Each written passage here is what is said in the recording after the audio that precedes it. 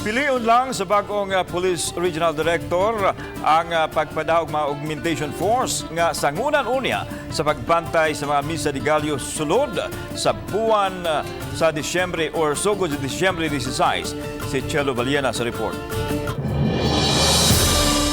Gipahibaw ni Police Brigadier General Ronnie Montejo, PRO7 Director nga magdugang og mga pulis gikan sa Regional Mobile Force Battalion o kaha sa mga pulis nga nadestino sa mga buhatan. Sa Curfew, so siguro ang mga LGU mag-adjust sila na. Kanya ang kana sa augmentation nga na kuan mo o mag-augment me sa mga areas nga gikinahanglan. Iyang gipasabot nga piliun lang ang mga dapit nga butangan og mga pulis, ang mga dakbayan o kahalungsod nga mas nanginahanglan og dugang pwersa. Iyang gitata usab niini ang dakbayan sa Cebu. Pilion nato ang katong kinsa gito yung nanginahanglan yung asa sad ang angayan para masigurado nato na ma-maintain ang ato at least minimum standard sa safety health protocol.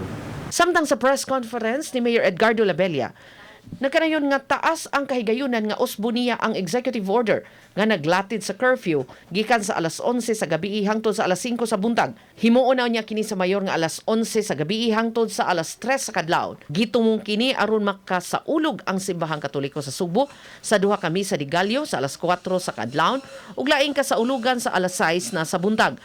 Wapay napagawas nga EO ang City Hall kabahin sa curfew ug pagsaulog sa mga Misa de Gallo apan bisan pa niini nangandam na ang team of pastors ug ang Parish Pastoral Council sa Archdiocesan Shrine of St. Therese of the Child Jesus nga magsaulog sa Misa de Gallo.